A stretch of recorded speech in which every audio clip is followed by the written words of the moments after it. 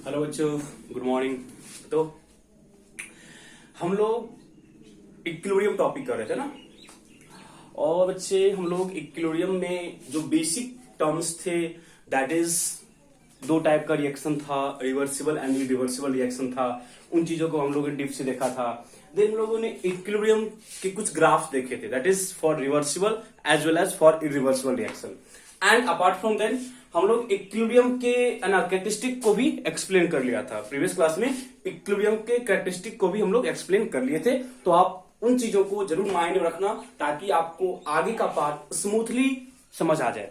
ठीक है, तो आज से हम लोग का जो पार्ट स्टार्ट होगा ना, that is the main part of chemical equilibrium. ठीक है, तो स्टार्ट करते हैं from law of mass action. Law of mass action, law of mass action. ठीक है, लॉ ऑफ मास एक्शन कभी कभी 11th बोर्ड में ये डायरेक्टली क्वेश्चन पूछ जाता है, what is law of mass action. क्योंकि डायरेक्टली आता है what is law of mass action. ठीक है, तो समझो पहले किसी भी रिएक्शन के लिए हम बात करेंगे, किसी भी रिएक्शन के लिए हम बात करेंगे। देखो हम इस चैप्टर में ना एक जनरल रिएक्शन लिखा करेंगे हमेशा। ठीक है, जैसे A plus B gives C plus D, ऐसे लिखेंगे हम। ठीक है, और यहाँ पे इसका जो कॉफिशिएंट है ए, यहाँ पे बी है, यहाँ पे सी है और यहाँ पे डी है। जो ब्लू से लिखा गया ना वो इसका कॉफिशिएंट है, दैट इज पता है आपको बैलेंसिंग आता है। बैलेंसिंग के बाद जो यहाँ पे कॉफिशिएंट है वो है। और सपोज हम मान लिए ये गैसियस है, ये भी गैसियस है, ये भी गैसियस है और ये भी गैसियस है, या एक्वस हो सकता है। हम उस चीज पे आ रहे हैं, हम उस चीज पे आते हैं, फिजिकल स्टेट के मीनिंग पे हम लोग आते हैं। ठीक है, फिजिकल स्टेट के मीनिंग पे हम लोग आते हैं। ठीक है, तो लॉ ऑफ मास एक्शन क्या बोलता है भाई, सुन समझो। लॉ ऑफ मास एक्शन क्या बोलता है ना कि जो रेट ऑफ रिएक्शन है R, R stands for rate of reaction. Rate of reaction is directly proportional to, rate of reaction is directly proportional to active mass, active mass of reactant, sorry product of active mass, product of active mass of reactant. तो हम क्या लिख रहे हैं, active mass of A, ठीक है, into active mass of B, product of active mass. यहां पे ए क्या है, यहां पे एक्टिव मास है, बताते एक्टिव मास क्या है। ए क्या है, एक्टिव मास। हम क्या बोले, rate of reaction is directly proportional to product of active mass of reactant, product of active mass of reactant raise to the power their stoichiometric coefficient, raise to the power their stoichiometric coefficient. तो इसका coefficient ए है और इसका coefficient B है, इसका coefficient ए है और इसका कोएफिशिएंट बी है। ये रिएक्शन जब आगे प्रोसीड कर रहा है, गलती हम कर रहे हैं यहां पे, मेरे को पढ़ना रिवर्सिबल रिएक्शन। क्या पढ़ना मेरे को, रिवर्सिबल रिएक्शन। क्योंकि हम पढ़ चुके ना केमिकल इक्विलिब्रियम में हमेशा हम रिवर्सिबल लेके चलेंगे, ना कि इरिवर्सिबल। तो क्या बोले, सपोज ये रिएक्शन है, इस रिएक्शन में यदि रिएक्टेंट प्रोडक्ट में कन्वर्ट हो रहा है, यदि रिएक्टेंट प्रोडक्ट में कन्वर्ट हो रहा है, इट मीन बोलो कि फॉरवर्ड रिएक्शन है। तो this is rate of forward reaction, this one is rate of forward reaction. And कोई बोलेगा हम इधर से करते हैं, मतलब यदि प्रोडक्ट बैक रिएक्टेंट है, बोलते ना रिएक्शन रिवर्सिबल है तो रिएक्टेंट भी प्रोडक्ट में कन्वर्ट हो रहा होगा, एट द सेम टाइम जो प्रोडक्ट है वो भी रिएक्टेंट में कन्वर्ट हो रहा है। तो हम बच्चे ये बोल सकते हैं कि जो रिएक्टेंट है दे में कन्वर्ट इनटू प्रोडक्ट, दे में कन्वर्ट इनटू प्रोडक्ट। क्या लिखोगे, reactant sorry rate of backward direction, RB stands for rate of backward direction is directly proportional to product of active mass of reactant. अब देखो जब ये इधर मूव कर रहा होगा, जब ये इधर मूव कर रहा होगा तो ये रिएक्टेंट हो जाएगा और ये प्रोडक्ट हो जाएगा। बहुत जल्दी से, जब रिएक्शन फॉरवर्ड है तो इस केस में ए और बी रिएक्टेंट हैं, जब रिएक्शन बैकवर्ड है तो सी और डी क्या हो जाएगा, रिएक्टेंट हो जाएगा बैकवर्ड रिएक्शन के लिए। तो क्या लिखोगे, R F is directly proportional to, क्या लिखोगे, active mass of C and active mass of D power their coefficient, power their coefficient, that is small c and the small d.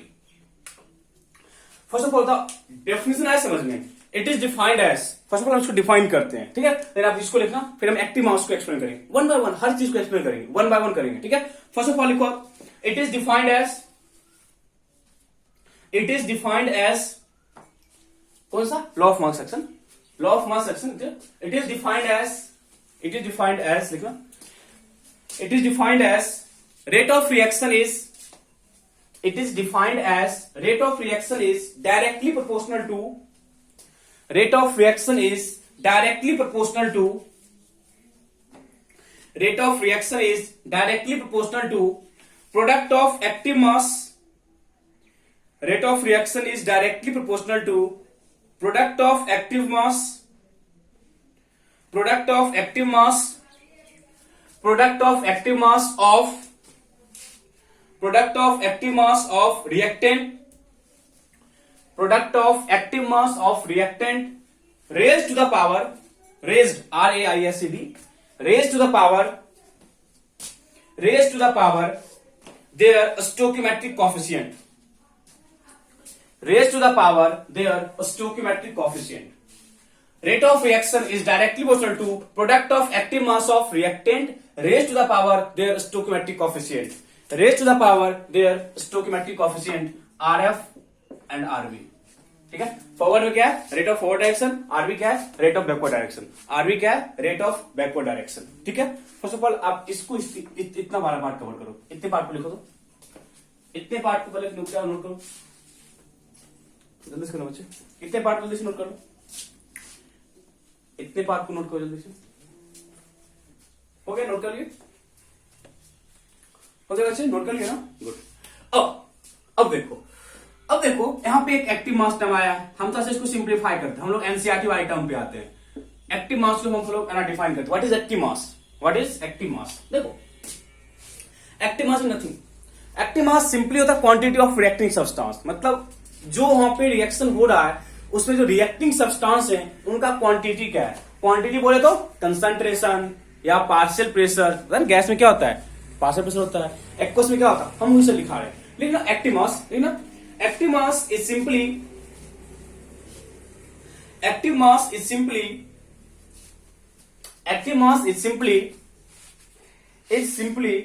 the quantity of reacting substance. Active mass is simply quantity of reacting substance, simply quantity of reacting substance, quantity of reacting substance, quantity of reacting substance. क्या बोले, active mass क्या है, quantity of reacting substance. And आगे first one करके for active mass of aqueous solution, active mass of aqueous solution is equal to molarity, molarity या molality. Active mass of aqueous solution, active mass of aqueous solution, aqueous solution. Okay, second, active mass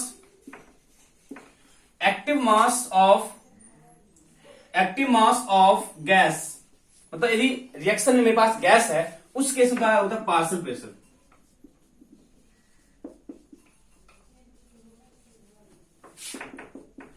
active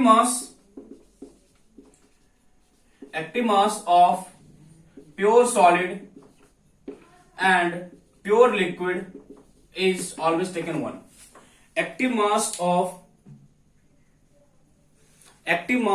pure solid and pure liquid is taken as 1. Active mass of pure solid and pure liquid is taken as 1. क्योंकि pure solid and pure liquid का जो concentration है वो change नहीं करता. पता ना water का क्या था कंसंट्रेशन, वाटर का क्या था कंसंट्रेशन 55.5 मोलर. ठीक है, तो pure solid and pure liquid का कंसंट्रेशन चेंज नहीं करता है, देयरफॉर आपको एक्टिव मास और pure solid and pure liquid हमेशा 1 लेके चलना होगा. ठीक है, बट देखो हमको अब दिमाग लगाना है. मेरे को पता चल गया कि जो एक्टिव मास है वो कंसंट्रेशन है, किसके लिए, for aqueous solution. And active mass क्या है, पार्शियल प्रेशर है, किसके लिए, किसी गैसियस रिएक्शन के लिए. यदि आप इतना पता है आपको, लेकिन आपको कोई प्रॉब्लम नहीं होने वाला है, हमें कोई प्रॉब्लम नहीं होने वाला है. ठीक है, तो एक्टिव है ना यार, इतना तो है आपको.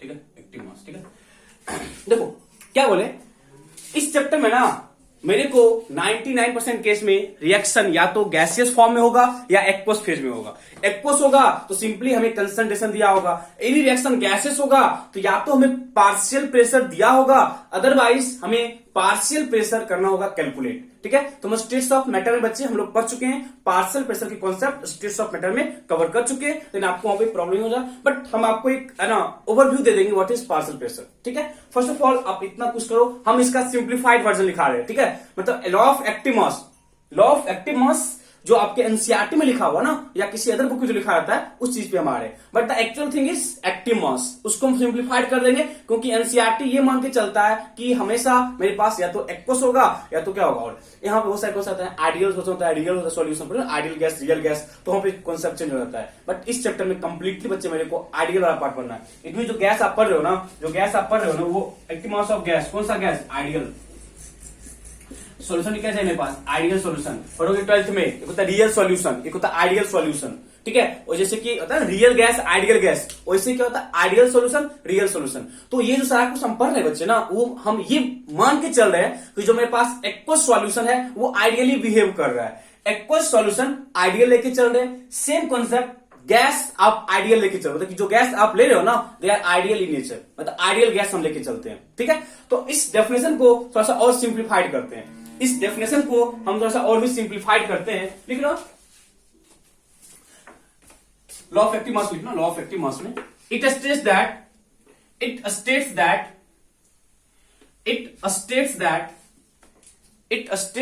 rate of reaction is directly proportional to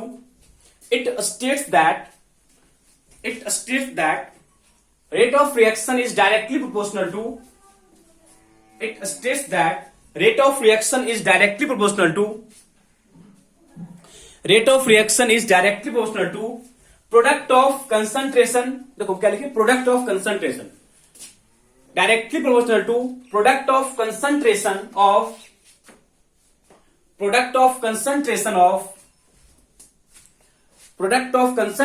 reactant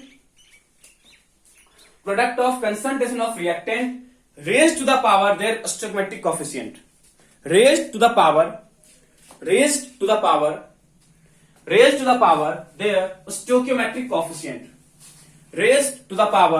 their stoichiometric coefficient। देखो कहने का क्या मतलब है, रिएक्शन रिवर्सिबल है, रिएक्शन क्या है, रिवर्सिबल है। Rate of forward is directly proportional to concentration of A and concentration of B. This is the representation for concentration। जो आपको ये ब्रैकेट लिखा था, इस ब्रैकेट में लिखा रहेगा, इसका मतलब था concentration. Product of concentration of reactant raised to the power their stoichiometric coefficient। Same manner से हम क्या लिखेंगे बच्चे, RB is directly proportional to concentration of C and concentration of D power D। जैसे डाउट है, जो बच्चे एक्टिव मास था ना, एक्टिव मास आइटम को हम ये मान के चल रहे हैं वो डिजॉल्व हो चुका है। मतलब यहाँ पे देखो रिएक्टेंट ए है, बी है, सी है, गैस। आप कल सर यहाँ पे तो गैस दिया हुआ है, अरे यार गैस भी वाटर में डिजॉल्व होता है, हम ये मान के चल रहे हैं कि यहाँ पे जो ए, बी, सी एंड डी है वो किसी सॉल्वेंट में क्या डिजॉल्व है। यदि वो किसी सॉल्वेंट में डिजॉल्व है तो उसका हम कंसंट्रेशन लेंगे। +2 में पढ़ेंगे हम लोग Henry constant which is defined for solubility of gas in liquid, ठीक है। तो इस चीजों को आप माइंड लेके चलो, यहाँ पे नहीं दिमाग काम कर रहा है तो क्वेश्चन में आपको जब कंसंट्रेशन दिया हुआ, हम आएंगे कि हम लोग प्रेशर में कब काम करते हैं, कंसंट्रेशन में जब काम करते हैं। फर्स्ट अभी हम इनिशिएट किए हैं, हम ये मान के चल रहे हैं कि यहाँ पे जो आपको गैसियस सब्सटेंस दिए हुए ना, they may be other reactant product, वो they dissolve in aqueous solution, ठीक है। तो क्या बोले, सिंप्लीफाइड क्या किए हम, एक्टिव मास को सिंप्लीफाइड कैसे किए, rate of reaction is directly proportional to किसके, concentration of product of concentration of reactant power their coefficient. यहां तक किसी को डाउट बच्चे, यहां तक डाउट है? ये मेरे पास क्या था, लॉ ऑफ मास सेक्शन। इतना लिखना है, ज्यादा कुछ दिमाग मत लगाना, इतना ही लिखना है। चलो अब देखना, जब इस वाले पार्ट को सिंप्लीफाई करें, पता है ना, जब यहाँ पे प्रोपोर्शनल कांस्टेंट है, तो हम क्या लिखेंगे, RF is equal to some constant, that constant is called KF and concentration of A power A and concentration of B power B। जल्दी से बोलो, हम क्या बोले, इस प्रोपोर्शनल कांस्टेंट को रिमूव किए, in place of this proportional constant we take a constant that is KF and same RB is equal to क्या लिखोगे, KB concentration of C and concentration of D। बोल डाउट है किसी को? यहां पे क्या बोले, यहां लिख रहा हूं, RF and RB are rate of reaction for for forward as well as backward reaction. ये क्या है? रेट ऑफ रिएक्शन है. आर एफ एंड आरवी क्या है? रेट ऑफ रिएक्शन है. एंड के एफ और केवी क्या है? ये क्या है? Rate constant for forward reaction.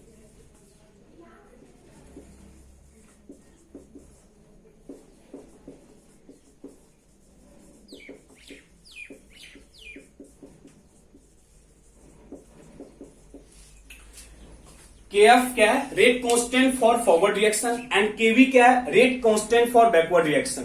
RF क्या था? Rate of reaction for forward reaction. And RV क्या था? Rate of reaction for backward reaction. Rate of reaction for backward reaction या फिर backward direction for forward direction या for direction कर लो. ठीक है, forward as well as backward direction थोड़ा सा अच्छा लगेगा. बच्चे मेरे पास क्या था? Law of mass action. आप लोग जल्दी से यहां पे जल्दी से इसको नोट करो.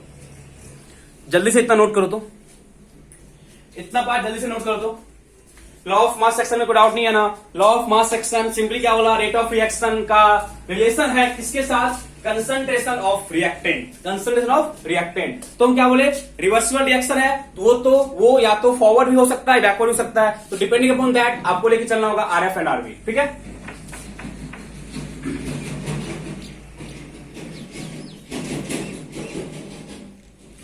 अब हम लेके चलते हैं law of chemical equilibrium. Law of chemical equilibrium पता है ना बच्चे?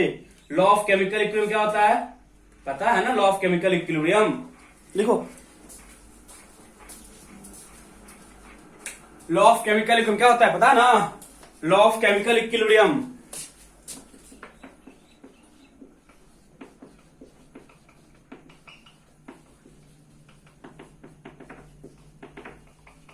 Law of chemical equilibrium. Law of chemical equilibrium देखो सेम हम लिख देते हैं. A plus B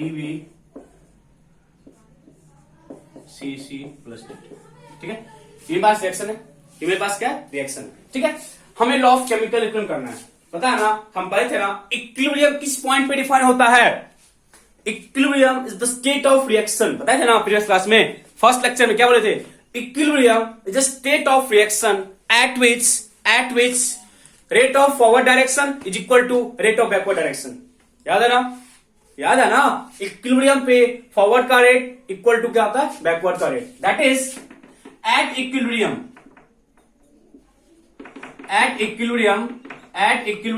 RF is equal to RV. कोई डाउट नहीं आता? इक्विलिब्रियम में क्या होता है? RF इक्वल टू क्या होता है? RV. That is rate of forward is equal to rate of backward. कोई डाउट नहीं आता? Rate of forward is equal to rate of backward. That is RF हमने क्या पिछले क्लास में? RF क्या था बच्चे? KF ये था ना? KF इंटू क्या था? A पावर कितना? A एंड B पावर कितना था? B. बताओ जल्दी से. ये था ना? RF ये था ना? RF क्या था? Rate of forward direction is equal to KF. That is rate constant for forward direction. Concentration of A power their coefficient. Concentration of B power their coefficient. Yes or no? Good. Equal क्या लिखोगे? केवी सी का concentration and D का concentration. जल्दी से बोलो, जल्दी से doubt है यहां तक? हम क्या मान के चले? रिएक्शन इक्विलिब्रियम पे है. यदि बच्चे रिएक्शन इक्विलिब्रियम पे है तो rate of forward direction is equal to क्या होगा? Rate of backward direction. क्या होगा? Rate of forward direction is equal to क्या होगा? Rate of backward direction. Okay, तो हम इसको लिख लिए. Rate of forward K F, A का concentration power A, B power B, C power C and D power D. हम पीछे को लॉ ऑफ मास सेक्शन में ये पाठ हम किए. ओ गुड. देन देखो अब इस वाले पार्ट को यहां ले जाओ, केवी को इधर लेके आओ. That is K F over KV लिख सकते हो ना? Is equal to C power C D power D over A power A and B power B. बोल आउट. यही है ना? यही है ना? And this part that is ratio of K F and KV. This part that is ratio of K F and KV. KF क्या था? Rate constant for forward reaction and KV क्या था? Rate constant for backward reaction. This constant या this ratio is known as K equilibrium. This ratio is known as K equilibrium. That is equilibrium constant. देखो KF क्या था? Rate constant. किसके लिए? Forward के लिए। Kf क्या था? रेट कांस्टेंट किसके लिए? बैकवर्ड के लिए। दोनों का रेशियो क्या होता है? K equilibrium, that is equilibrium constant, that is K equilibrium is equal to C का कंसंट्रेशन, D का कंसंट्रेशन, A का कंसंट्रेशन एंड B का कंसंट्रेशन। बोलो जल्दी से। इक्विलिब्रियम देखो, दोनों क्वेश्चन बोर्ड में फ्रेम होता है। क्वेश्चन पहले क्या पूछेगा? व्हाट इज लॉ ऑफ मास पूछेगा, उतना कुछ जो हम देखे थे सेकंड फॉर उसका मॉडिफाइड वर्जन, दैट इज किस पे? कंसंट्रेशन पे डिपेंड करता, बोला पार्ट लिखोगे। देन क्या बोला? लॉ ऑफ केमिकल इक्विलिब्रियम, तो आप सेम वही रिएक्शन लिखोगे। हम क्या बोले? एट इक्विलिब्रियम, रेक्टिफिकेशन नहीं है, इक्विलिब्रियम पे rate of forward equal to rate of backward, वो लिखे। देन आरएफ एंड आरबी कहां से लिखे? लॉ ऑफ मास एक्सेस लिखे। देन हम क्या उसको सिंप्लीफाई किए, केएफ बाय केवी क्या था? रेट कांस्टेंट किसके लिए? फॉरवर्ड के लिए। केवी रेट कांस्टेंट किसके लिए? बैकवर्ड के लिए। दोनों का जो रेशियो है वो क्या होता है? Equilibrium constant. This is called equilibrium constant.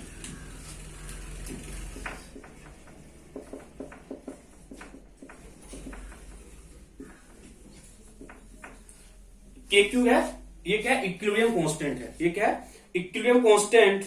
क्या है? Equilibrium constant. First of all इसको लिखो,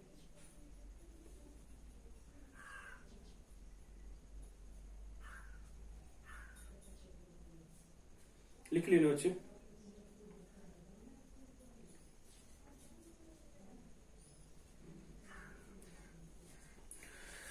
लिख लेना, ये क्या है? Equilibrium constant. तो बच्चे हम लोग इक्विलिब्रियम कांस्टेंट को डिफाइन कर सकते हैं ना, किसी भी रिएक्शन दिया रहेगा। सो देखो, मेरे को कोई भी रिएक्शन दिया होगा, कोई भी रिएक्शन दिया होगा, किसी भी रिएक्शन में यदि ये बोलेगा कि रिएक्शन रिवर्सिबल है, किसी भी रिएक्शन बच्चे हमें ये बोलेगा कि रिएक्शन क्या है? रिवर्सिबल है। रिएक्शन क्या है? रिवर्सिबल है। रिएक्शन रिवर्सिबल है और मेरे को ये बोला कि ये रिएक्शन इक्विलिब्रियम पे, क्या बोले? कोई भी रिएक्शन क्या है? रिवर्सिबल है। और मेरे को ये भी बोल दिया कि ये रिएक्शन इक्विलिब्रियम पे है। मेरे को क्या बोल दिया? ये रिएक्शन इक्विलिब्रियम पे है। रिएक्शन रिवर्सिबल है और इक्विलिब्रियम पे, रिवर्सिबल है और इक्विलिब्रियम पे। यदि रिएक्शन इक्विलिब्रियम पे है देन आरएफ इक्वल टू क्या होगा? आरबी होगा। रिएक्शन यदि इक्विलिब्रियम पे है देन आरएफ इक्वल टू क्या होगा? आरबी। देन आप इसको सिंप्लीफाई करोगे, आफ्टर सिंप्लीफिकेशन मेरे को एक कांस्टेंट आया, that constant is called equilibrium constant. That constant is called equilibrium constant. Okay, equilibrium constant को हम डिफाइन करने के जाए के इक्विलिब्रियम को हम डिफाइन करें तो क्या बोलोगे? देखो तो क्या बोलेंगे? के इक्विलिब्रियम में मेरे पास सी और डी का कंसंट्रेशन कहां पे है? प्रोडक्ट साइड था। पता नहीं सी और डी कहां था? प्रोडक्ट साइड था। ए एंड बी कहां पे था? रिएक्टेंट साइड था। तो बोल सकते हो के इक्विलिब्रियम इज रेशियो ऑफ, सुनना, ratio of product of concentration of reactant, sorry product of concentration of product power their coefficient, ratio of product of concentration of reactant power their stoichiometric coefficient and product of concentration of reactant power their coefficient. It is the ratio of concentration term किसके? product और reactant के power their coefficient। बोल सकते हो ना, बोल सकते हो ना। मतलब किसी भी रिएक्शन को देख के हम उसका इक्विलिब्रियम कांस्टेंट लिख सकते हैं। किसी भी रिएक्शन को देख के हम उसका इक्विलिब्रियम कांस्टेंट लिख सकते हैं। फर्स्ट ऑफ ऑल लिखो, equilibrium constant is defined as, लिखना, K equilibrium that is equilibrium constant, लिखना, equilibrium constant is defined as, equilibrium constant is defined as, equilibrium constant is defined as, equilibrium constant is defined as ratio of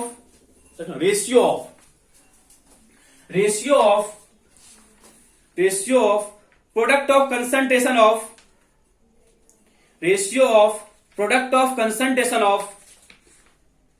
ratio of product of concentration of product of concentration of product power their coefficient, product of concentration of product power their coefficient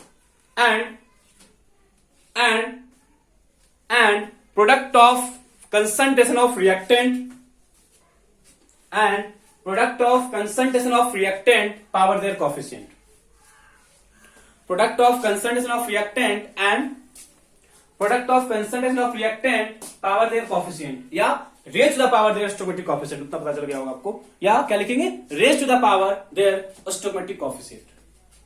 doubt है? Equilibrium constant simply mind में क्या होगा, reaction देखो, product देखो, reactant देखो, product का ऊपर लिखो, रिएक्टेंट नीचे लिखो, पावर देयर कोएफिशिएंट करो। कीप इन माइंड हम सिर्फ और सिर्फ एक्वस को लेते हैं और सॉलिड को लेते हैं, कभी भी प्योर सॉलिड और प्योर लिक्विड को हम काउंट नहीं करते। ठीक है, देखो एक चीज और नोट कर लिखा ना, एक नोट करके, के इक्विलिब्रियम या equilibrium constant, equilibrium constant, equilibrium constant depends only on, equilibrium constant depends only on, equilibrium constant depends only on temperature and temperature and nature of temperature only on temperature and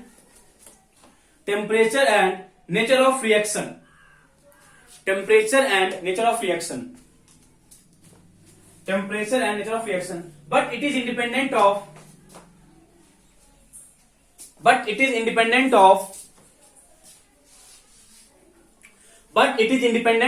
concentration term, but it is independent of concentration term, but it is independent of concentration term। तो मेरे को पता क्या है, जो equilibrium constant है सिर्फ और सिर्फ टेम्परेचर पे डिपेंड करता है और नेचर ऑफ रिएक्शन पे डिपेंड करता है, नेचर ऑफ रिएक्शन पे डिपेंड करता है, बट ये हमेशा आपको कंसंट्रेशन टर्म से क्या होगा, इंडिपेंडेंट होगा। क्या होगा, कंसंट्रेशन टर्म से क्या होगा, इंडिपेंडेंट होता है। ठीक है, क्वेश्चन देखो, कैलकुलेट लिखना, राइट द एक्सप्रेशन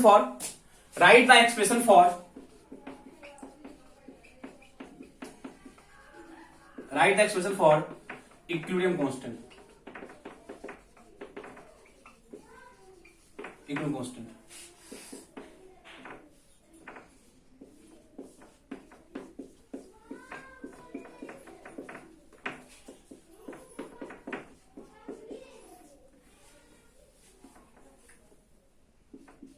आप मान के चलना जो गैस है उसका आपको कंसंट्रेशन दिया हुआ है, आप ये मान के चलना कि जो आपको गैस दिया हुआ है उसका आप कंसंट्रेशन लेके चल रहे हो। ठीक है, क्या लेके चल रहे हैं, कंसंट्रेशन।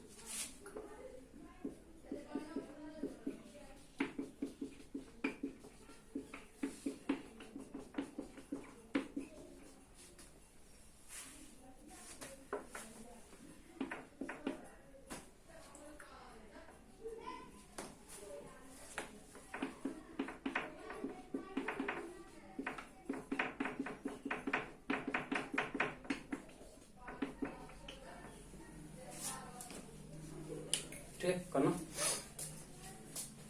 हम क्या बोले, जहां पे आपको गैस लिखा हुआ है वहां पे ये मत चलना कि आप उस गैस का आपको कंसंट्रेशन दिया हुआ है, उस गैस का आपको कंसंट्रेशन दिया हुआ है। ठीक है, करो तो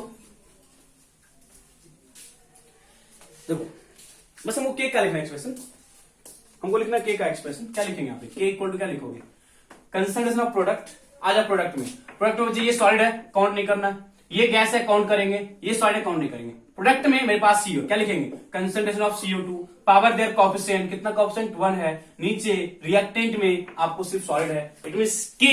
हम आते हैं के के टाइप्स पे, KC होता है, KP होता है हमारे उस पे। अब सिंपली क्या बोले, के इक्वल क्या लिखेंगे, कंसंट्रेशन ऑफ CO2। पीछे आ जाओ, के इक्वल टू क्या लिखेंगे, फर्स्ट ऑफ ऑल प्रोडक्ट में क्या है, NH3, तो concentration of NH3 power their coefficient. अब बच्चे गलती क्या करते हैं ना, 2 को भी यहां पे साथ लिखते हैं, 2 NH3 पावर 2। नो, हम क्या बोले, concentration of reactant, sorry product, तो प्रोडक्ट में कौन है, NH3, उसका कंसंट्रेशन पावर देयर कोएफिशिएंट। नीचे क्या लिखोगे, N2 का कंसंट्रेशन, यहां पे 3 होगा, एंड H2 का कंसंट्रेशन पावर कितना, 3, बिकॉज ऑफ कोएफिशिएंट 3 है, बिकॉज कोएफिशिएंट क्या है, 3 है। ओके, बिकॉज कोएफिशिएंट क्या है, 3 है। ठीक है, यहां लिखोगे क्या, के इक्वल क्या लिखेंगे, PCl5 का कंसंट्रेशन, सॉरी PCl3 का कंसंट्रेशन, Cl2 का कंसंट्रेशन, नीचे क्या लिखोगे, PCl5 का कंसंट्रेशन। लिख सकते हैं ना, PCl5 का concentration.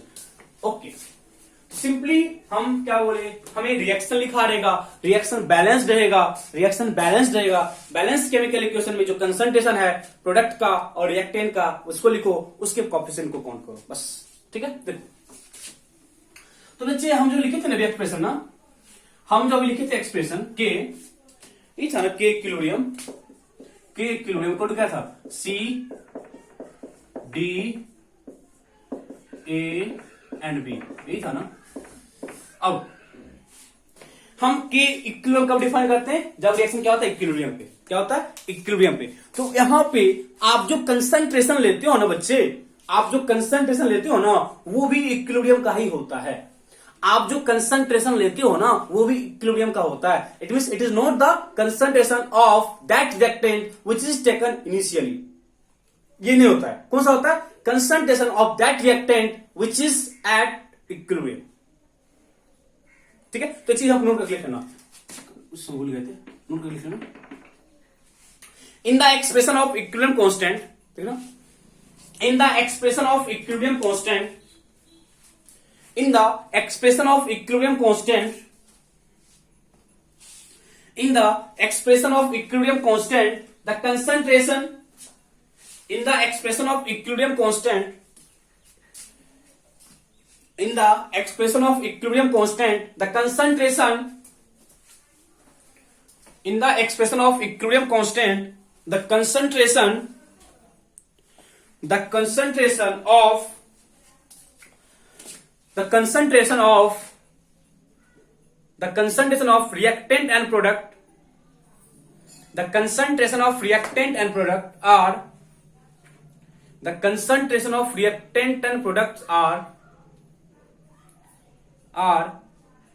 the concentration of reactant and product are the concentration, are the concentration which is at equilibrium, are the concentration, are the concentration which is at equilibrium, are the concentration which is at equilibrium. It is not the initial concentration, it is not the initial concentration, ये चीज clear करना, it is not the initial concentration। ये क्या होता है, concentration of that reactant or product which is at equilibrium।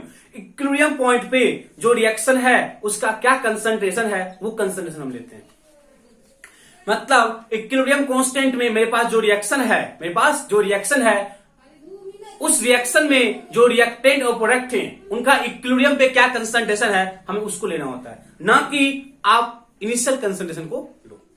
आज समझ क्या बोले, concentration at equilibrium, it is not the initial concentration. तो हम बात करेंगे बाद में कि जब हमें इनिशियल कंसंट्रेशन दे देगा तब क्या करेंगे, ठीक है। बट माइंड में क्या रखना, कंसंट्रेशन हमेशा इक्विलिब्रियम पॉइंट का ही लेना होता है। गुड, चलो लिख लेना। इट मींस यहां पे जो सी एंड डी है, ए एंड बी है, सारा क्या होता है concentration of C and D respectively, sorry and A and B which is at equilibrium, which is at equilibrium. Doubt आता नहीं है ना, नहीं है ना। अब देखो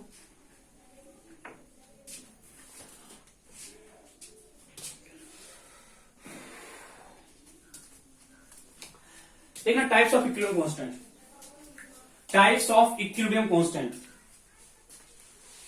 types of equilibrium constant.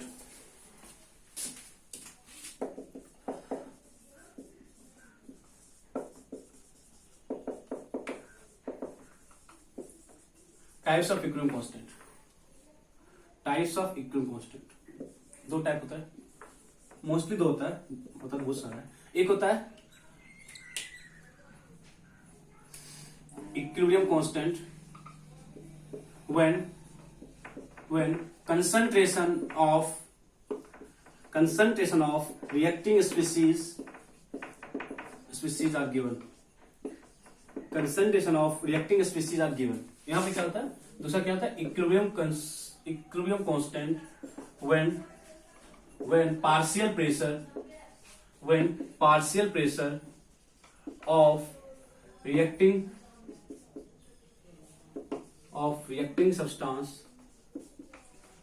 substance are given,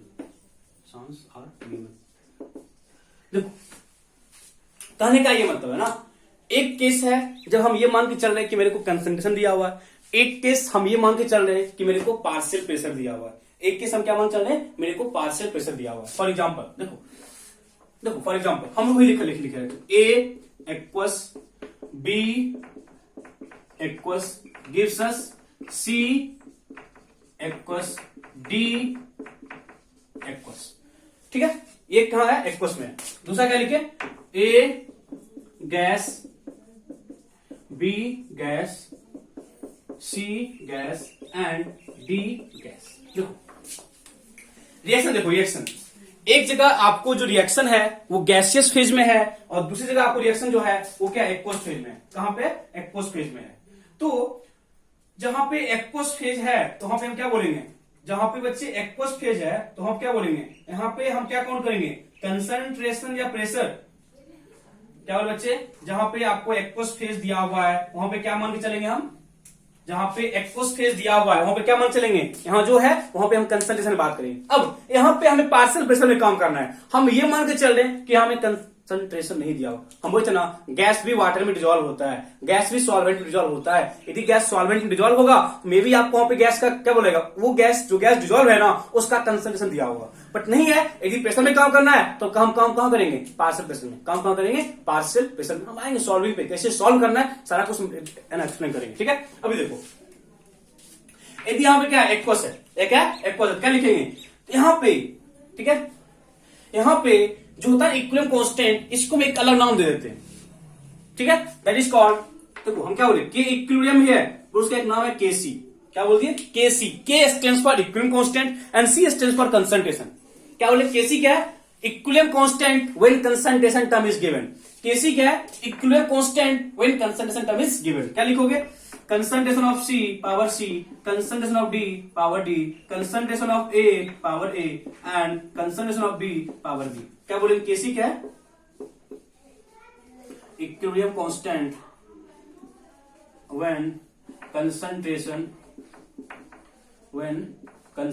term is given।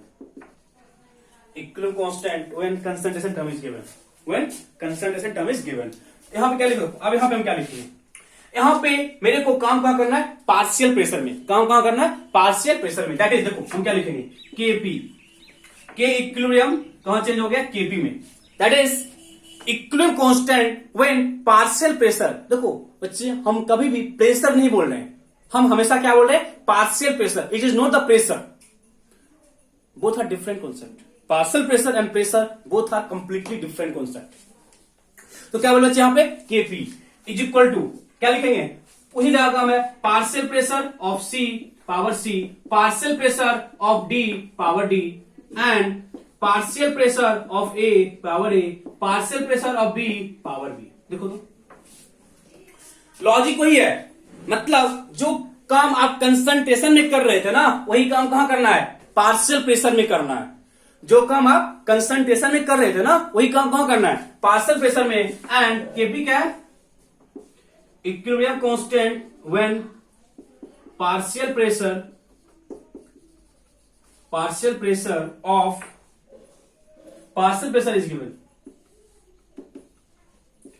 Partial pressure is given. हम क्वेश्चन करेंगे सारा कुछ आपको क्लियर हो जाएगा। बस और क्या बोले, जो इक्विलिब्रियम कांस्टेंट है वो आपको दो तरीके से लिख सकता है, एक केसी के टर्म में लिखेगा, एक केपी के टर्म लिखेगा।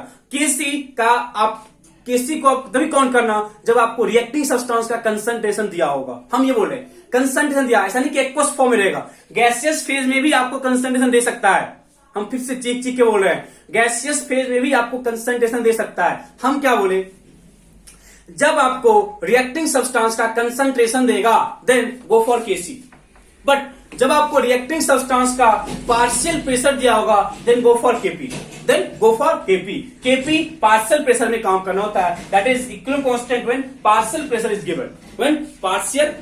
गिवन, आप लोग पहले इसको नोट करो, इसको जल्दी से नोट करो पहले।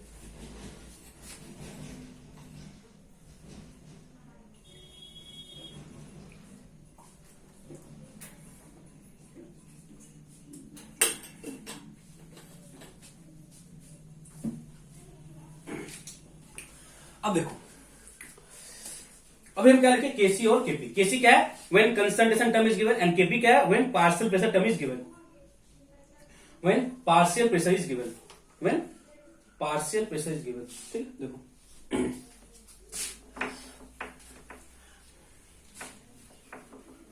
तो मेरे को कंफ्यूज नहीं करना है। कंफ्यूज इस सेंस में हम बोल रहे हैं कि कभी आप के में कंफ्यूज मत करना, सिंपल देखना कि काम कहां करना है। देखो जब ये स्टार्ट किए, प्रैक्टिस करते करते इतने क्वेश्चन प्रैक्टिस कर दूंगा ना कि आपको कभी कंफ्यूजन होगा ही नहीं।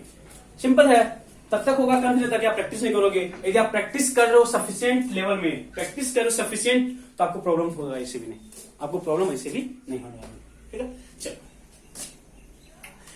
देना relation between KP and KC. Relation between KP and KC that is equilibrium constant at partial pressure and equilibrium constant when concentration double given. ठीक है, किसी से स्टार्ट कर सकते हो, क्या दिक्कत है? कहीं से, या तो आप केपी से केसी पे जाओ या केसी से केपी पे जाओ, क्या फर्क पड़ता है? कोई फर्क नहीं पड़ता, रिलेशन सेम होता है। क्या होता है? रिलेशन बच्चे सेम आने वाला। देखो हम सपोज वही रिलेशन लिखे, ए गैस, चलो गैस मान चल रहा है, सी गैस एंड डी गैस। मेरे को ये रिएक्शन दिया हुआ है, ठीक है, मेरे को ये रिएक्शन दिया हुआ है। सपोज इसका हमें केपी का एक्सप्रेशन दे देगा। सपोज मेरे पास इसका केपी का एक्सप्रेशन है, ठीक है, क्या लिखोगे?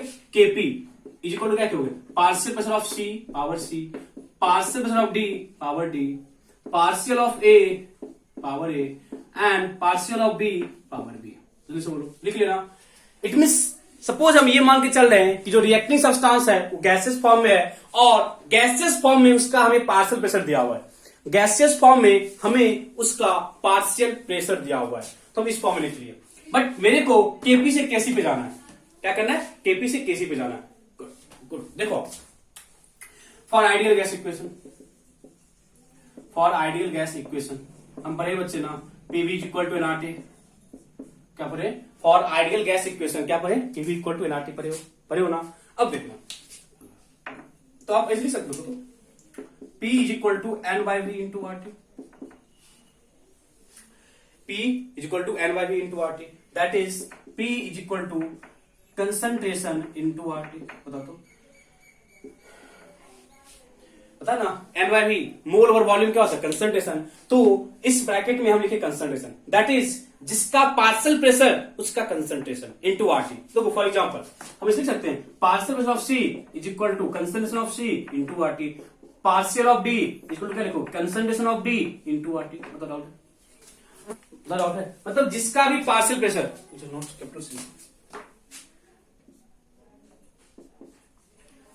Partial pressure of C is equal to क्या लिखे? Concentration of C into RT लिखोगे ना, and partial pressure of D is equal to क्या लिखोगे? Concentration of D into RT. और इसे क्या बोलेंगे? Partial of A is equal to concentration of A into RT. लिख सकते हो ना, partial of A is equal to concentration of A into RT and partial of B concentration of B into RT. बोलो। तो बच्चे मेरे पास जो PV equal to nRT equation था ना, उसको हम सिंप्लीफाई किए। आफ्टर सिंप्लीफिकेशन मेरे पास क्या आ गया? पार्शियल प्रेशर और कंसंट्रेशन में रिलेशन आ गया।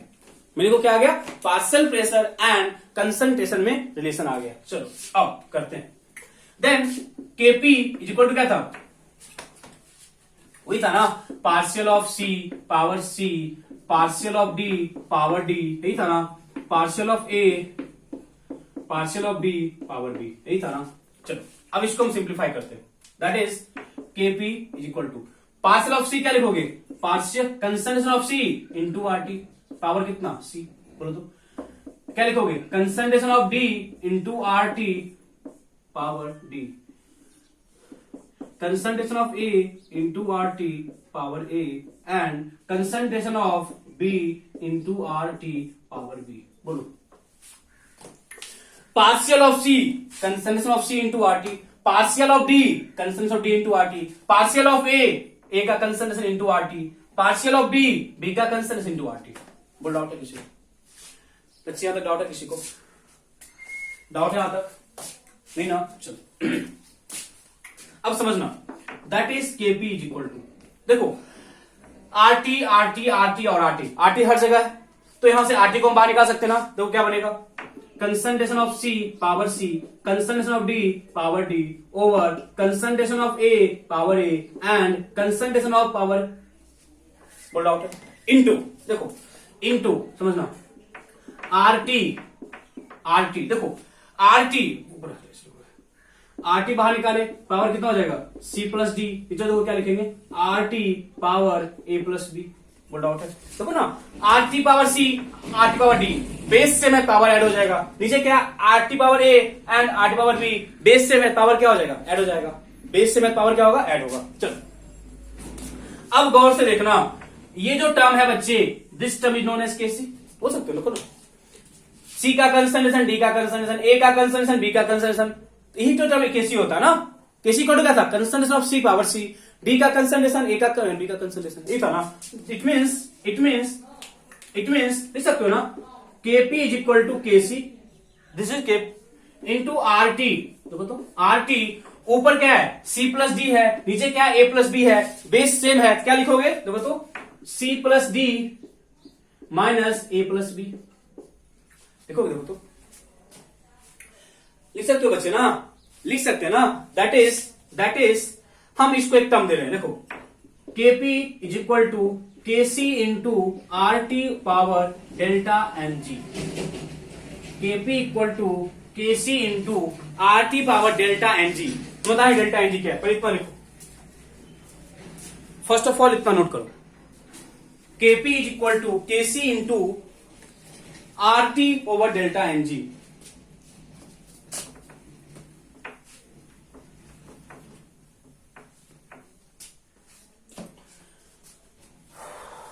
लिखो, लिख लिए।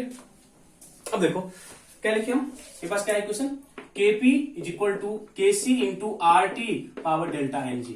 अब देखो डेल्टा एन जी क्या था बच्चे, डेल्टा एन जी क्या था सी प्लस डी इंटू क्या था ए plus B.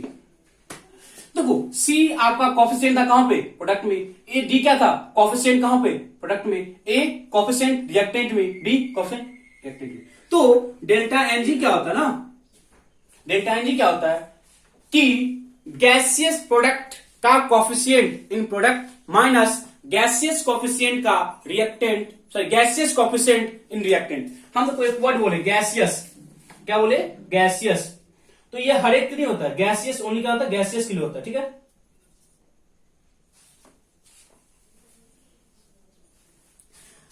C plus D क्या था, sum of coefficient of gaseous product minus sum of coefficient of gaseous reactant।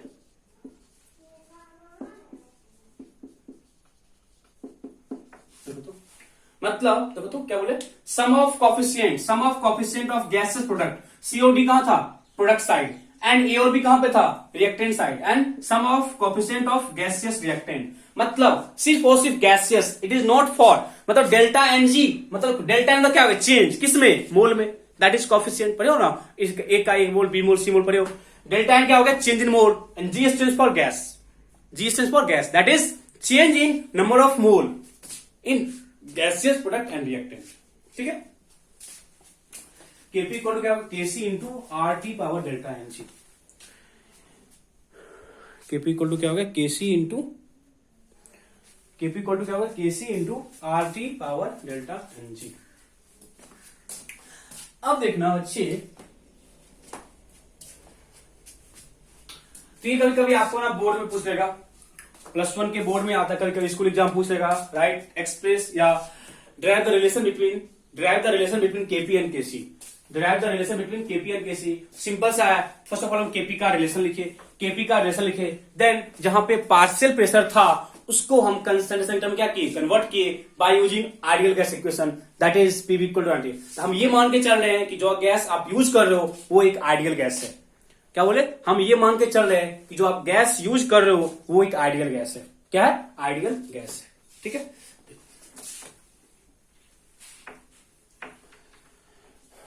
हम आते हैं इसी क्वेश्चन पे, हम दोनों पार्ट क्वेश्चन करेंगे, बट एक छोटा सा पार्ट करते पहले, एक छोटा सा पार्ट करते हैं। Unit of KC and KP, unit of KP and KC, KC and KP, unit of KC and KP, ठीक है, unit of KC and KP. KC का क्या था इक्वेशन पता है? केसी कोड क्या लिखे थे आप? सी का कंसंट्रेशन, डी का कंसंट्रेशन, ए का कंसंट्रेशन एंड बी का कंसंट्रेशन, ये लिखे थे ना, ये लिखे थे ना। एंड केपी क्या लिखे थे? केपी क्या लिखे थे? Partial of C power C, partial of D power D, partial of A power A, partial of B power B, ये लिखे थे ना। यही था ना बच्चे, केपी और केसी का ही था इक्वेशन ना मेरे पास, केपी और केसी का यही था इक्वेशन। ठीक है, चलो अब देखना, तो यहां से क्या लिखोगे? केसी इक्वल टू, हमको यूनिट निकालना है ना, यूनिट निकालना। सी कंसंट्रेशन मोलारिटी, इसका भी मोलारिटी, ये भी मोलारिटी है और ये भी मोलारिटी है। पता ना क्या होता है मोलारिटी? क्या होता है? मोल, पता ना कैपिटल एम से करते रिप्रेजेंट ना। मोलारिटी का जो होता है यूनिट मोल पर लीटर होता है, उसको हम कैपिटल एम में लिखते हैं। तो हम लिख रहे हैं कैपिटल एम पावर, यहां भी कैपिटल है, कैपिटल एम क्या लिखोगे? सी प्लस डी, नीचे क्या हो जाएगा? कैपिटल एम पावर कितना? A plus B, that is case है ना, यूनिट ऑफ केसी। क्या लिखोगे? मोल per litre, mole per litre C plus D minus A plus B, minus A plus B. C plus D यहाँ पे क्या होगा? आप देखोगे कि जिसका आपको कंसंट्रेशन दिया, सॉलिड और लिक्विड को छोड़ के बाकी हर एक का लेना, सॉलिड और लिक्विड को छोड़ के बाकी हर एक का लेना। ठीक है, वैसे क्या लिखोगे? केपी में क्या लिखोगे? केपी में क्या लिखोगे? यहां भी एटमोस्फेयर एटमोस्फेयर एटमोस्फेयर एटमोस्फेयर, क्या लिखोगे?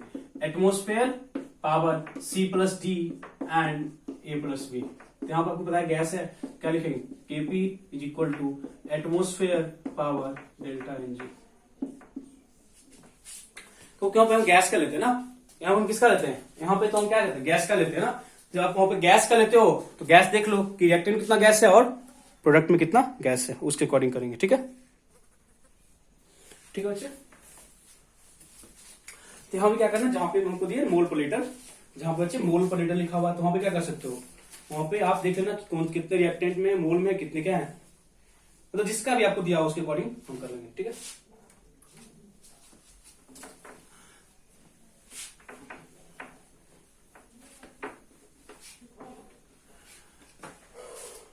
चलो कुछ पहले बेसिक क्वेश्चन कर लेते हैं। Right the equilibrium constant for the reaction, right the equilibrium constant for the reaction, right the equilibrium constant for the reaction.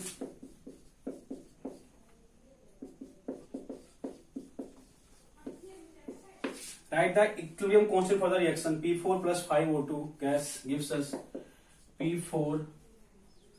P4O10 solid। इसका हमें इक्विलिब्रियम कांस्टेंट लिखना है, इसका मेरे को इक्विलिब्रियम कांस्टेंट लिखना है। इक्विलिब्रियम कांस्टेंट बोला है तो आपको ये नहीं बोला कि केपी या केसी, ठीक है, ऐसा कुछ आपको यहाँ पे लिखा हुआ नहीं है, ऐसा कुछ आपको यहाँ पे लिखा हुआ नहीं है। तो आप किसी भी काम कर सकते हो, कोई दिक्कत नहीं, किसी भी काम, केपी में या किसी भी काम कोई दिक्कत नहीं है। हम बस इक्विलिब्रियम कांस्टेंट बोला है, तो क्या लिखोगे? K is equal to product over reactant power coefficient. Product में बच्चे सॉलिड है, काउंट करना है, प्रोडक्ट में सॉलिड है, काउंट नहीं करना है। रिएक्टेंट आ जाओ, रिएक्टेंट मतलब ऊपर क्या कुछ नहीं लेना है, ऊपर आपको कुछ नहीं लेना है। नीचे भी क्या है? सॉलिड है, काउंट नहीं करना है। O2 गैस है, O2 का आपको जो दिया होगा उसके अकॉर्डिंग लेना, O2 पावर 5। यदि कंसंट्रेशन होगा, कंसंट्रेशन पावर 5। यदि पार्शियल प्रेशर होगा तो पार्शियल प्रेशर पावर 5। ऐसा समझ, तो सिंपल सा है, सॉलिड और लिक्विड को काउंट नहीं करना है। बाकी देखना गैस और एक्वस है, एक्वस में कंसंट्रेशन, गैस में पार्शियल प्रेशर या कंसंट्रेशन दोनों आप ले सकते हो। But keep in mind aqueous में सिर्फ क्या लेंगे? कंसंट्रेशन लेंगे। ठीक है, बेसिक सा क्वेश्चन था ये सब। लिखो question. For a reaction N2O4 gas, for a reaction N2O4 gas gives us 2NO2. For a reaction N2O4 gas gives us 2NO2. The concentration of N2O4 and NO2 at equilibrium. The concentration of N2O4 and NO2. The concentration of N2O4 and NO2 at equilibrium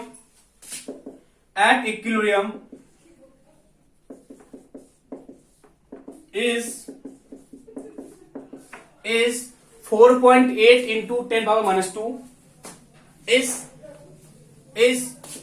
4.8 into 10 power minus 2 and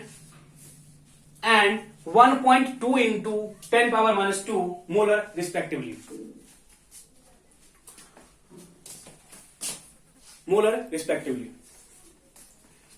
Molar respectively.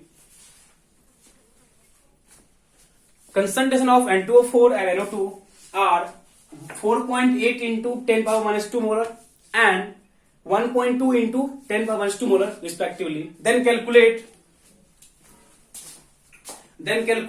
Kc for the reaction. अब ये लिख दे Kc for the reaction. क्या बोला? Then calculate Kc for the reaction. Kc निकालना है. क्या लिखेंगे? Kc equal to, फिर से देखो रिएक्शन देख लिए, प्रोडक्ट है, रिएक्टेंट है, गैस है, क्या लिखेंगे? NO2 का कंसंट्रेशन, पावर देयर कोफिशिएंट, कितना कोफिशिएंट? 2. कहां जाएगा पावर पे? नीचे क्या लिखोगे? कंसंट्रेशन ऑफ N2O4, पावर कितना देंगे? 1, बिकॉज कोफिशिएंट कितना है? 1. आपको दोनों का कंसंट्रेशन दिया हुआ है, that is Kc equal to 1.2 का, सॉरी NO2 का दिया हुआ कितना? 1.2 कितना? 10 पावर माइनस 2, पावर कितना लिखोगे? 2. नीचे क्या लिखोगे? N2O4, पावर कितना लिखोगे? सॉरी N2O4 क्या दिया हुआ कंसंट्रेशन? सॉरी 4.8 इंटू कितना? 10 पावर माइनस 2. अब यूनिट देखो क्या लिखेंगे, इसका है यूनिट क्या होगा, देखना यूनिट क्या होगा.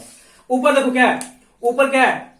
मोल पर लीटर का स्क्वायर, नीचे क्या है? मोल per litre, that is mole per litre cut जाएगा, पता ना? ऊपर स्क्वायर, नीचे क्या है? यहां भी मोलर है, यहां भी मोलर है, यहां मोलर का स्क्वायर है, नीचे क्या है? मोलर है, एक कट जाएगा, दैट इज मेरे को क्या बचेगा? मोल पर लीटर. वही हम लिखे थे डेल्टा एनजी, ठीक है, बोल सकते हो. तो केसी कोड कितना हो जाएगा? 1.2 इंटू 1.2 ओवर कितना? 4.8 इंटू कितना? -4 -2, ऊपर गया +2, that is -2 mole per litre, that is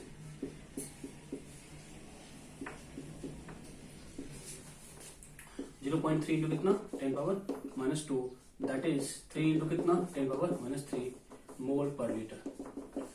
ये होगा ना, चेक करना. 3 इंटू कितना? 3 इंटू कितना? 10 पावर -3 मोल पर लीटर. बस सिंपल सा है. बस देखो हमें यहाँ पे जो सबसे इंपॉर्टेंट थिंग है ना, वो आपको जो कंसंट्रेशन है वो इक्विलिब्रियम पे दिया हुआ है. जो सबसे इंपॉर्टेंट थिंग है यहाँ पे कंसंट्रेशन मेरे को कहां दिया हुआ है? इक्विलिब्रियम पे.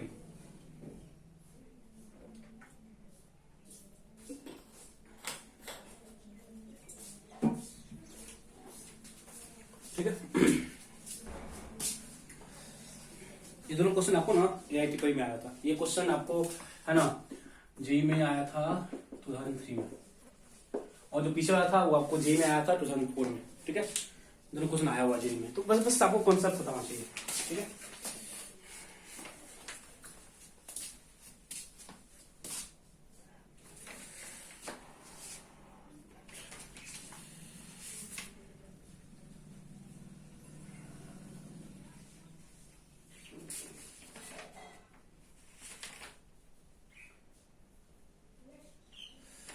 चलो कुछ लिखो.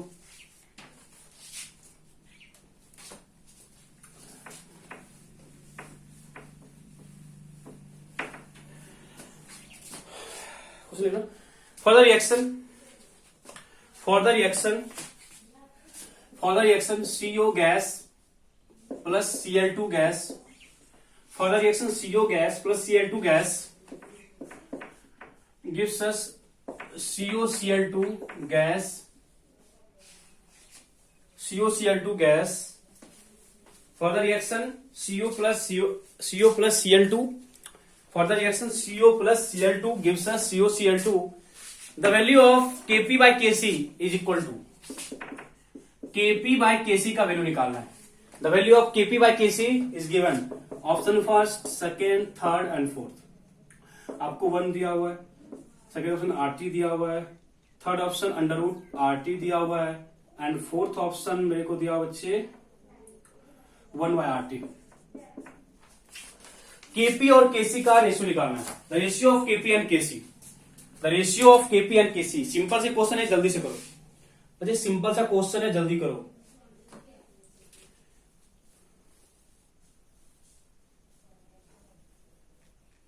ठीक है, कैसे करोगे? देखो इसका लिखो केपी का रेशियो क्या लिखो, केपी इज इक्वल टू क्या होता है, KC into R T power delta NG. Delta NG क्या होता है, डेल्टा एनजी क्या होता है, change in number of mole of gaseous product minus reactant. आ जाओ प्रोडक्ट में कितना कोएफिशिएंट है, 1 माइनस रिएक्टेंट में जो गैस है उनका कोएफिशिएंट चेक करो, रिएक्टेंट में जो गैस है उनका कोएफिशिएंट चेक करो, 1 और 1 कितना 2। किसी डाउट है किसी को, डेल्टा एनजी फाइंड करने में किसी को डाउट है, डेल्टा एनजी फाइंड करने में किसी को डाउट है, नहीं ना, ठीक है चलो अब लिखो, KP is equal to KC into R T power -2 that is KP is equal to KC over R T power कितना 2। लिखोगे ना, तो मेरे को क्या बोला, केपी बाय केसी निकालने के लिए ना, मेरे को क्या बोला, केपी ओवर केसी निकालने के लिए, कैसे निकालोगे, हम भी तो जीनियस है ना यार, यहाँ पे क्या होगा, -1 होगा ना, तो क्या लिखेंगे, KP over KC is equal to कितना होगा, 1/RT। Option 4 is correct. बोल डाउट है, तो सिंपल से क्वेश्चन होते हैं, ठीक है ना, सिंपल से क्वेश्चन होंगे, आपको ज्यादा दिमाग लगाने की जरूरत नहीं है, सिर्फ आपको उसके जो इक्वेशंस हैं उस पर फोकस करना है, ठीक है। सिंपल क्या लगा, केपी और केसी का आपका रेशियो निकालने के लिए, किसका बोला, केपी और केसी का रेशियो फाइंड करने के लिए। फर्स्ट ऑफ ऑल हम क्या किए, केपी और केसी का जो मेरे पास इक्वेशन था उसको लिखे, देन उसके क्या किए, अकॉर्डिंग टू डेल्टा एनजी निकाले, पुट किए, मेरा इक्वेशन सॉल्व हो गया, ठीक है। ऐसा इक्वेशन करो, तो एक क्वेश्चन और करो ऐसा, ठीक है ना। फॉर द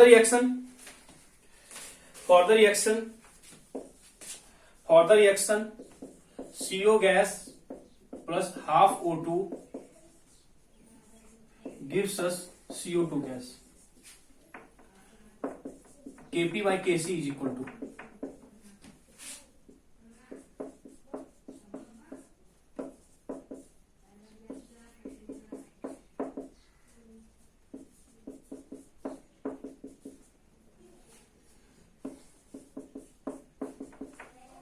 करना सॉल्व। क्वेश्चन है आपको, और क्वेश्चन है, रिएक्शन चेंज कर दिया, हमें केपी बाय केसी निकालना, रिएक्शन चेंज कर दिया, हमें केपी बाय केसी निकालना है, जल्दी से कर दो।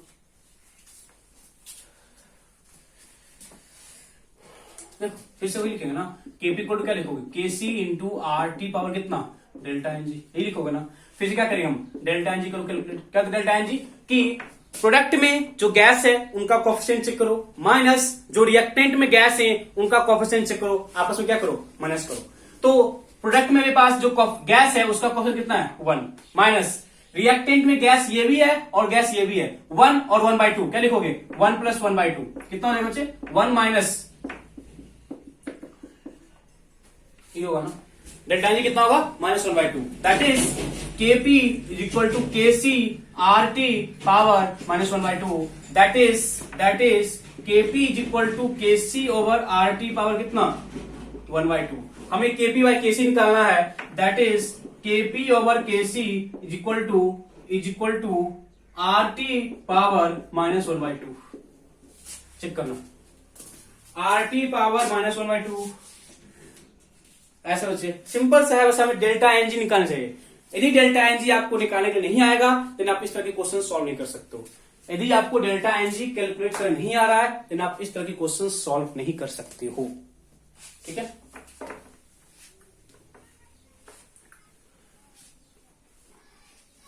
इस तरह के क्वेश्चन बनते हैं जेई वगैरह में, ठीक है। देखो, the KP value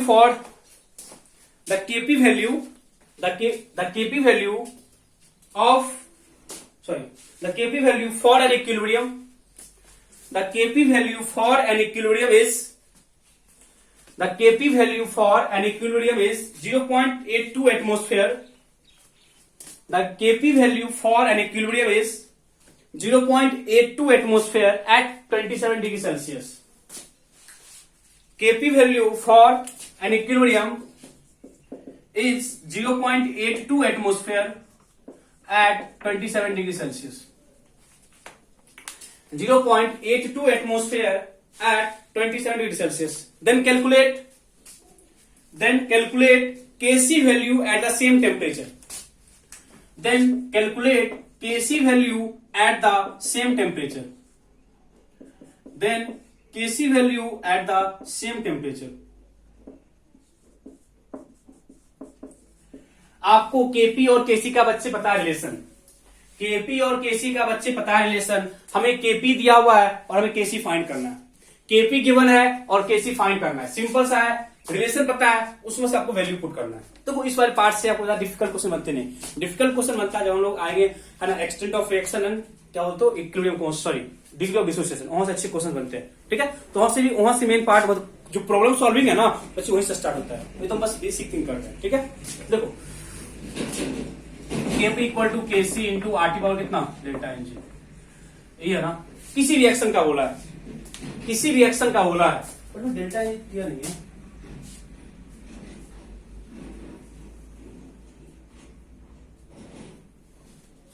delta Ng दिया बच्चे कितना, क्या करोगे अब. Kp दिया कितना 0.82 atmosphere is equal to Kc. RT पहले आप आ रहे डेल्टा Ng पे, RT R कितना पुट करोगे. देखो यहाँ पे एटमोस्फेयर है, पता है ना, R के वैल्यू पता है आपको 0.081 एटमोस्फेयर 8.314 जूल में होता है. यहाँ पे R कितना पुट करेंगे बच्चे हम 0.0821 इंटू T कितना है, T कितना बच्चे 27 degree Celsius that is 300 calorie. कितना पुट करेंगे 300. अब डेल्टा Ng क्या करें बताओ. डेल्टा Ng के लिए क्या है, देखो हमें डेल्टा Ng दिया हुआ नहीं है तो आप केयर करो. तो हम क्या बोल रहे हैं, अब देखो हमें जो पीछे Kp दिया हुआ ना, Kp का बच्चे यूनिट कितना है एटमोस्फेयर.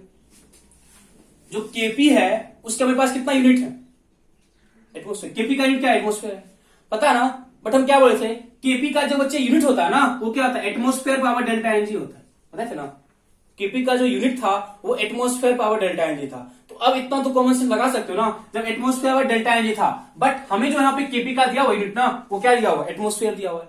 हमें जो यहाँ पे Kp का है ना यूनिट दिया हुआ ना वो एटमोस्फेयर है. तो इतना तो हम बोल सकते हैं ना कि डेल्टा Ng इक्वल टू कितना होगा. From the unit of Kp, from the unit of Kp we can find the value of delta Ng. We can find the value of delta Ng and from that equation we can say that the value of delta Ng is equal to 1.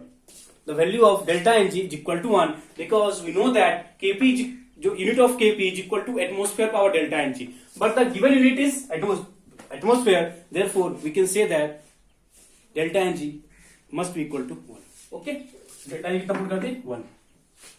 तो solve हो गया 0.82 और कितना 0.0821 into कितना 300. आप यहां से क्या करो Kc फाइंड कर लो. यहां से आप क्या करो Kc फाइंड कर लो. 0. आपको 1/30 आएगा. क्या आएगा Kc को कितना आएगा बच्चे 1/30. क्या आएगा 1/30. बोल डाउट है. यूनिट क्या होगा, यूनिट क्या होगा, यूनिट क्या होगा दिमाग लगा सकते हो. देख यहां पे एटमोस्फेयर था, पता है ना इसका क्या था unit atmosphere per mole kelvin. Atmosphere per mole kelvin. यहां भी एटमोस्फेयर है, वहां भी एटमोस्फेयर है, यहां भी एटमोस्फेयर वहां भी एटमोस्फेयर है. और इसका क्या केल्विन है, केल्विन तो कैंसिल हो जाएगा, बचेगा क्या एटमोस्फेयर. आप नीचे एटमोस्फेयर लेके आओ that is it is unitless quantity. तो यहां पे क्या यूनिटलेस होगा, सिंपली क्या बोलेगी 1/30. 1/30 का करेक्ट ऑप्शन. ऐसे समझ. तो जब भी इस तरह के क्वेश्चंस होंगे तो आप Kp के यूनिट से क्या करना, Kc का Kc के बारे में डिसाइड कर लेना कि डेल्टा Ng क्या होगा. क्या डेल्टा Ng क्या होगा. यदि बच्चे आपको डेल्टा Ng पता चल गया then from equation Kp equal to Kc into R delta Ng आप वहां से सॉल्व कर सकते हो. तो अच्छे क्वेश्चन थे जहां पर आपको कंफ्यूजन होगा, जहां पे इस तरह क्वेश्चन में कंफ्यूजन होना लाजमी होगा. ठीक है, बट आपको कंफ्यूजन सॉर्ट आउट करने होना चाहिए. ठीक है,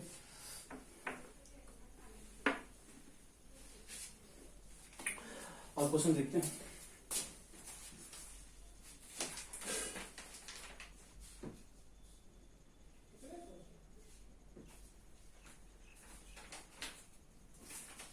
लिखना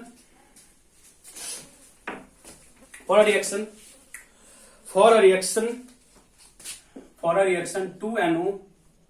2NO2 gas gives us 2NO gas plus O2 gas. For a reaction 2NO2 gas gives us 2NO gas plus O2 Kc is equal to 1.8 into 10 power minus 6 at 184 degree Celsius. At 184 degree Celsius आपको R का value दिया हुआ है यहाँ पे 0.083 joule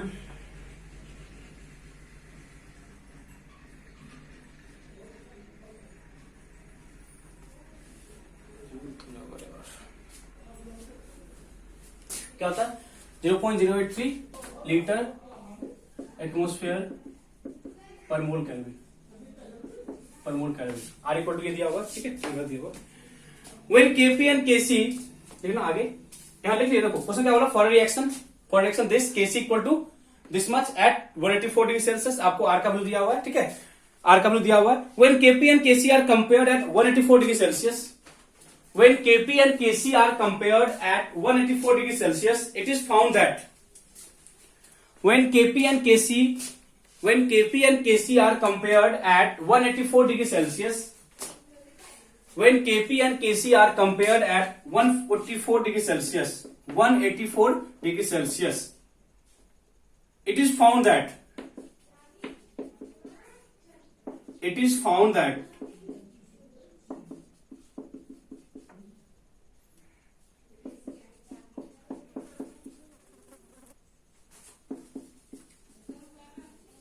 depends upon pressure.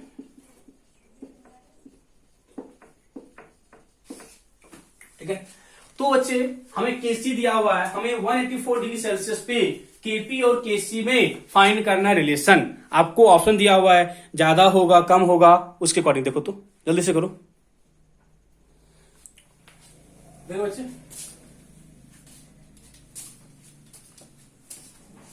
Okay solve. देखो simple क्या होता है ना, केपी इक्वल टू क्या होता है, केपी इक्वल टू क्या है, केसी आर टी पावर कितना, डेल्टा एन जी, ये होता है ना। केपी इक्वल टू क्या होता है, KC into R T power delta N G, ठीक है। टेम्परेचर दिया हुआ है, हम लिख सकते हैं KP is equal to KC R T, delta N G कितना होगा। अब आगे डेल्टा एन निकालने के लिए, गैस है 2 + 1 कितना, 3 - 1 कितना, 3 - 1 कितना, 1, तो सॉरी 3 - 2 है ना, 2 + 1 3 - 2 कितना, 1। दैट इज, आप ये बोल सकते हो ना बच्चे कि केपी इक्वल टू क्या है, केपी इक्वल टू क्या है, केसी इंटू आर टी, यही है ना, केपी इक्वल टू क्या है, केसी इंटू आर टी है। दैट इज आर, केसी आपको दिया हुआ है, केसी आपको दिया हुआ है, उसमें क्या है, आर टी से मल्टीप्लाई करना है। आर टी आपको दिया हुआ है, टी कितना दिया हुआ, 184 डिग्री सेल्सियस। यदि आप वैल्यू पुट करोगे ना, तो आपको हमेशा क्या पता चलेगा, जो केपी है ना वो केसी से क्या होगा। सिंपल सा क्वेश्चन है, केपी हमेशा क्या होगा, केसी से क्या होगा, ज्यादा होगा। हमेशा केपी केसी से क्या होगा, ज्यादा होगा, ठीक है। केपी हमेशा क्या होगा, केसी से ज्यादा होगा। तो बच्चे ये सारे बेसिक टर्म्स थे, ठीक है। हम नेक्स्ट क्वेश्चन में है ना, नेक्स्ट क्लास में हम लोग इक्विलिब्रियम कांस्टेंट के कुछ फैक्टर्स पे और भी बात करेंगे। इक्विलिब्रियम कांस्टेंट कैसे कैसे हम उसको चेंज करते हैं, है ना, इक्विलिब्रियम कांस्टेंट में कैसे क्या चेंजेस होता है, उन सब चीजों पर हम डिस्कस करेंगे। तो आज वाली क्लास में हम लोग का मेन जो फोकस था वो था equilibrium constant, law of mass action, KP और केसी का रिलेशन क्या है, उसके यूनिट्स क्या हैं, ठीक है। ये सब बेसिक थिंग है, ये सब बेसिक थिंग है, और आपको आगे यूज होगा जब आगे न्यूमेरिकल सॉल्व करेंगे। ओके, यूनिट्स का बहुत बड़ा केयर है ना, बहुत बड़ा रोल होता है, ठीक है। तो आप इन चीजों को अच्छे से रिवाइज करो। मिलते हैं नेक्स्ट क्लास में, जब हम लोग इक्विलिब्रियम कांस्टेंट के और भी कुछ पार्ट को डिस्कस करेंगे। देन हम लोग मेन पार्ट है ना इंटर कर जाएंगे, that is extent of reaction and equilibrium constant, sorry degree of dissociation. Okay, thank you, bye bye.